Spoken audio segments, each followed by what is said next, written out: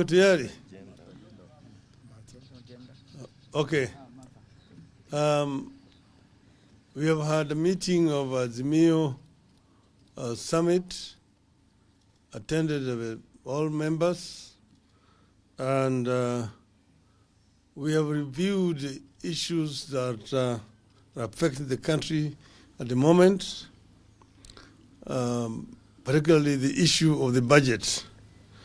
And we have a statement that's going to be read on our behalf by Honorable Wycliffe Ambetsa Oparanya, who is our Shadow Minister for Finance.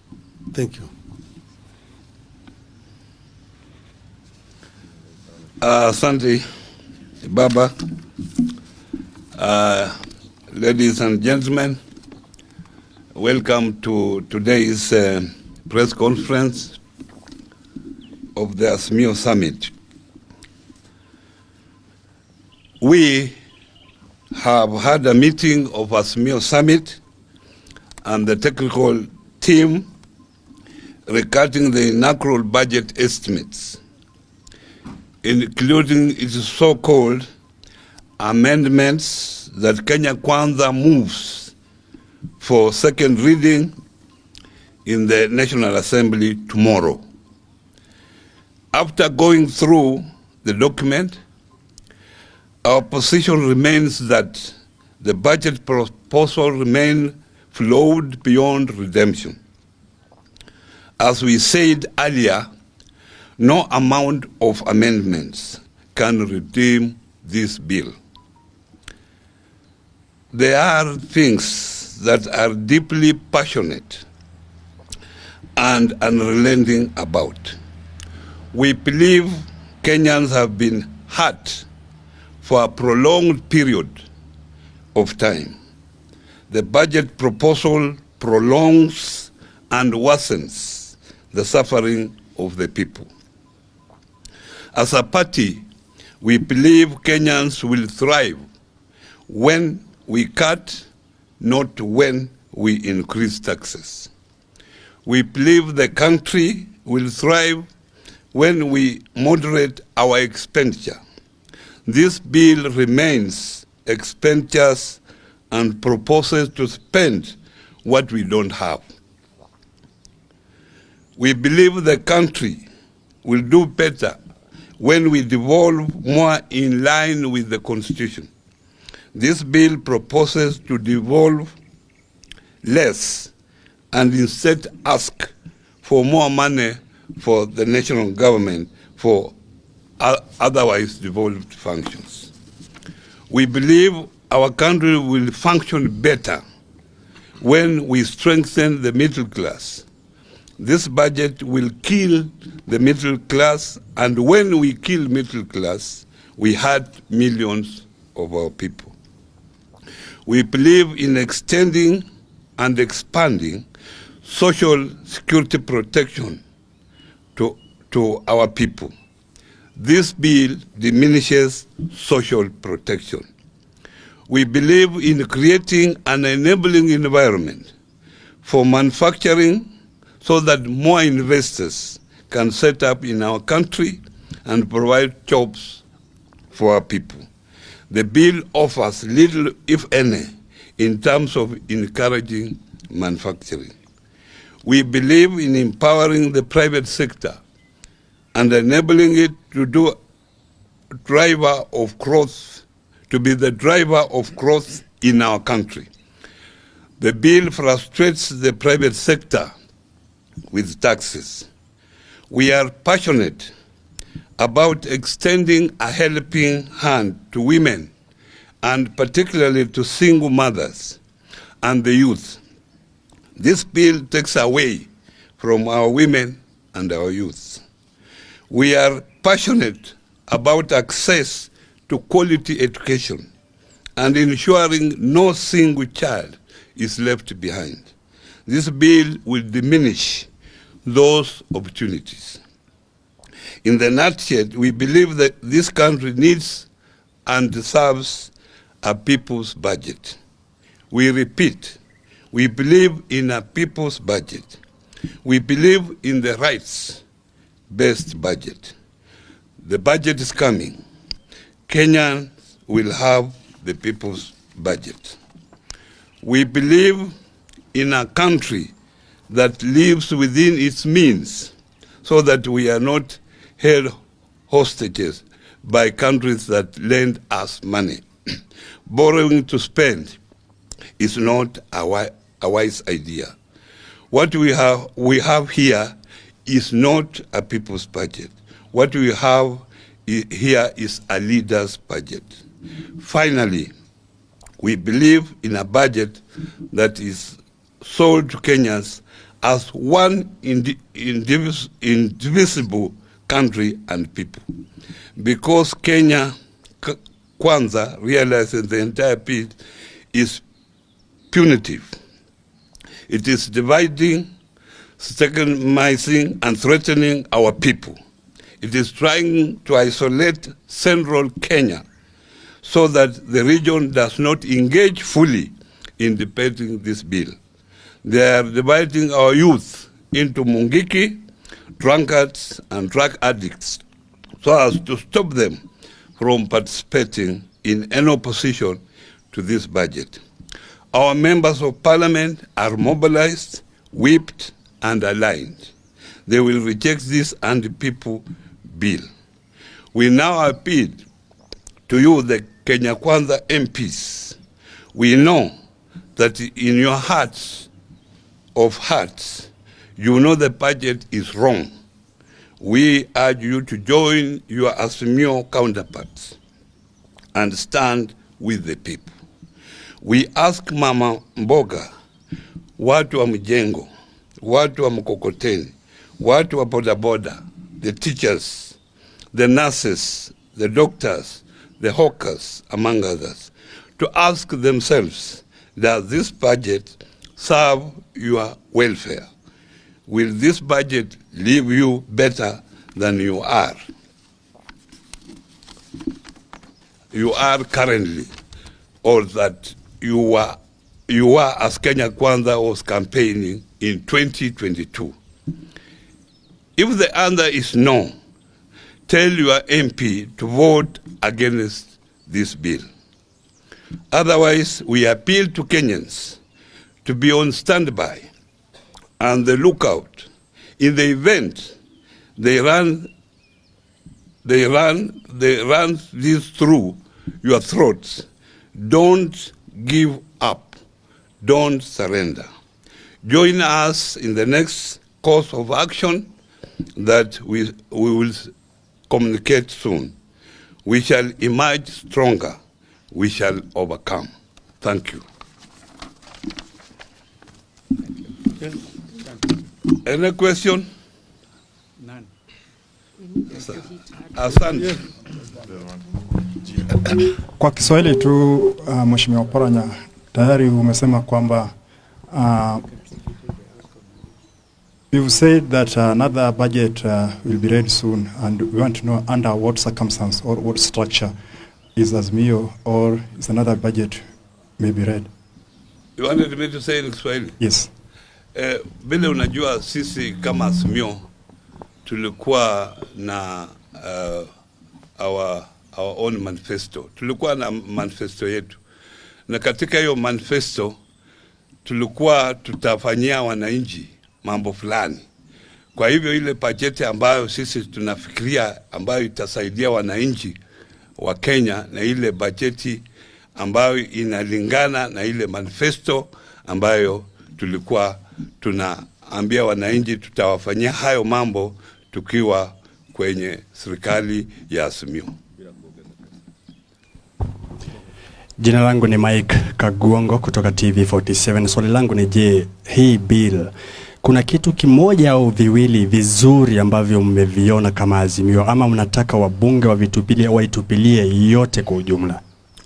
Unajua vile vitu, hata tukiwa na kitu kimoja kizuri au vitu viwili vizuri, lakini yale yako mengi ni mabaya. Sasa uwezi kufanya amendments kila kipengele. Ndio kwa sababu tunasema hii bill si bill mzuri, ni bili mbaya, itupuliwe mbali. Ndio? But you had something to say. Ngoja kupatia. My name is Gatete Njoroge from Citizen TV. My first question is, if any Azimio MP goes against your directive, what course of action will you take? And when is soon, if the bill is passed today, when your supporters expected to get the way forward? Thank you, sir. Let us wait that when we cross the bridge. Let us wait after the voting. The decision will come from this summit. What action will be taken against the members of parliament who are in Azimio. But what I can assure you that all members of parliament have been mobilized to vote against this bill. And in any event, in any event, Azimio is not in the habit of threatening members of parliament. And after this budget, which is clearly anti-people, Azimio will be busy taking the next steps. We are reminding Kenyans, this budget will hurt them where it matters most: food, medicine, fuel, cost of living, and many more, as has been outlined. We are reminding Kenyans they are not helpless. The Constitution gives you sovereignty. Let us wait, and if the voices of the people are not heard, people must exercise their sovereignty. As a person from Mount Kenya, I have a message to William Ruto. Following his utterances, calling our youth Mungiki yesterday, I want to remind him that these are the same youth he requested for votes from, calling them hustlers. I want to remind him these are the same youths he instructed his lieutenants to use a section of unemployed youth from Mount Kenya for criminal activities, raiding the farm of the Kenyatta family, also causing mayhem in Kibera and other places during the demonstrations. Azimio has not used our youth from Mount Kenya or from any other place for criminal activities. Stop profiling youth from Mount Kenya. This is meant to curtail any political activity in Mount Kenya. It is meant to cow us as leaders from Mount Kenya and maybe make us afraid of mobilizing. We want to tell you that constitution you opposed is the constitution of Kenya today. We will exercise our rights.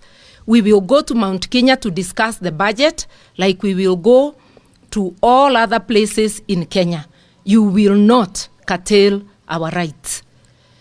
And do not tell people of Mount Kenya all any Azimio principle like Wajakoya that he cannot visit Mount Kenya. Mount Kenya is Kenya. We are going to visit every part of this country, and you will not start zoning off places. That is the message, but Kenyans not to forget, our fate is in our hands. Let us join together and fight this killer budget. Asante sana. Sisi kutoka Mount Kenya tuna huzuni kidogo.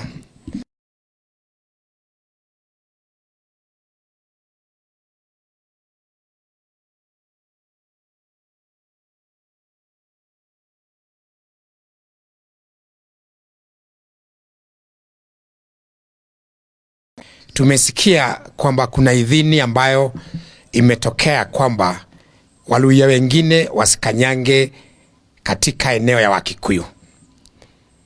Hiyo ilitolewa jana ama juzi, na wakaanza na rafiki yetu Wajakoya. Ikasemekana kwamba ni hatia Wajakoya kuja katika eneo ya Mount Kenya. Na hiyo inatoka kutoka afisi ile kuu ama inajiita kuu ambayo inastahili kuwa inalida uhuru wa kutembea.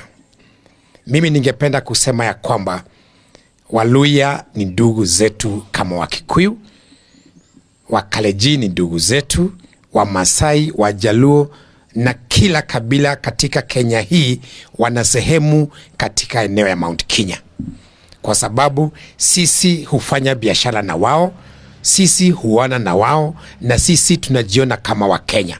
Kwa hivyo kama kiongozi kutoka Mount Kenya, ningependa kuwaalifu ndugu zetu kutoka jamii zote karibu 40 na kitu kwamba huo sio msimamo wa watu wa Mount Kenya.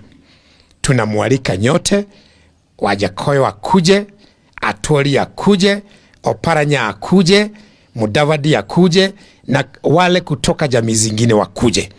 Na mimi ndiye nitakuwa kwanza kuhost Wajakoya katika Mlima Kenya. Wajakoya tengeneza siku, mkuje na baba na Wabaluya wote mkuje tucheze isukuti Mount Kenya. Hiyo nyingine ni mambo ya youth wetu. Kenya kuna makabila zaidi ya 45. Sijasikia kiongozi yeyote akiongea kuhusu vijana wa Wamasai, vijana wa Wakalejin, vijana wa Turkana ama vijana kutoka jamii nyingine yote. Sijui hii taifa inauliza vijana wa Kikuyu nini? Kama kuna wezi, kila community ina mwizi mmoja. Lakini hapa wamelade hapa, serikali imekuja Central Kenya kuongea kuhusu vijana wetu. Watu waende wakaongee kuhusu vijana wao. Na hatuwezi kubali kama jamii vijana wetu wawekwe uoga, ili wakiwa wazee na wakina mama wawe ni wazee na akina mama ambao hawana msimamo. Sisi kama viongozi kutoka Central na tumeungana na viongozi kutoka eneo zingine zote, tutalida vijana wetu ili wasibadikwe majina na viongozi. Na nataka kurudia vile ambavyo tulisema, tutachukua hata hatua ya kwenda kwa UN ili tuulize why are our youth being profiled. Na mimi ningependa mawakili wetu waanze kutayarisha. Na nimewaambia kabla waguze kijana mwingine mmoja, ile damu ambayo ilitoka wakati wameuliwa vijana wetu, hiyo kwanza walipe kabla ya wafikirie jama ya kuwa vijana kutoka Central Kenya wakiwaita Mungiki. Sisi tutaenda UN, vijana wetu hawatawekwa baridi na kiongozi yeyote katika Jamhuri ya Kenya. Do you have something to add? Ni kusema tu mkubuke wakati wa ICC. The witnesses, the Kikuyu youth witnesses of what happened in Rift Valley. Waliitwa Mugeki na wakauawa. Wote. Na wale waliwaita Mugeki wakati huo, ndio wamewaita Mugeki wakati huu. Hiyo jama haitawezekana. Sahau.